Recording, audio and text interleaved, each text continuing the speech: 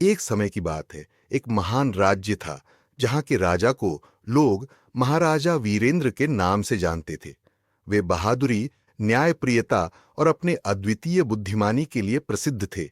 उनके राज्य में लोग सुख शांति से रहते थे, क्योंकि महाराजा अपनी प्रजा की भलाई के लिए हमेशा तत्पर रहते थे। महाराजा वीरेंद्र का एक स्वर्णिम सिंहासन था, जिसे कई युद्धों में विजयी होने के बाद उन्होंने अपनी वीरता के प्रतीक के रूप में प्राप्त किया था। लेकिन उनकी असली पहचान उनके दिल की उदारता से थी। वे अपनी प्रजा से प्रतिदिन मिलते, उनकी समस्याएं सुनते और हर संभव मदद करते थे। एक दिन राज्य के एक सुदूर गांव से एक गरीब किसान उनके दरबार में पहुंचा। किसान ने बताया कि एक स्थानीय सामंत ने उसकी जमीन छीन ली है और उसकी फसल भी हड़प ली है। महाराजा ने मामले की गंभीरता को समझा और तुरंत अपने मंत्रियों को इस समस्या की जांच का आदेश दिया। जांच में साबित हुआ कि सामंत ने अपनी शक्ति का दुरुपयोग करके किसान की जमीन पर कब्जा किया था।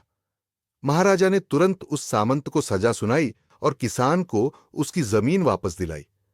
किसान ने महाराजा के पैर पकड़कर धन्यवाद दिया और कहा, आप सच्चे न्यायाधीश हैं महाराज। इस घटना के बाद महाराजा की ख्याति चारों ओर फैल गई। लोग दूर दूर से उनकी दयालुता और न्याय की कहानियां सुनकर उनके दरबार में न्याय पाने के लिए आने लगे। महाराजा वीरेंद्र ने अपने अंतिम समय तक अपने राज्य में खुशहाली बनाए रखी और उनकी कहानी आज भी लोगों के दिलों में एक आदर्श शासक के रूप में जीवित है। इस प्रकार महाराजा वीरेंद्र की कहानी हमें सिखाती है कि सच्चा नेतृत्व केवल शक्ति से नहीं, बल्कि न्याय, दया और प्रजा के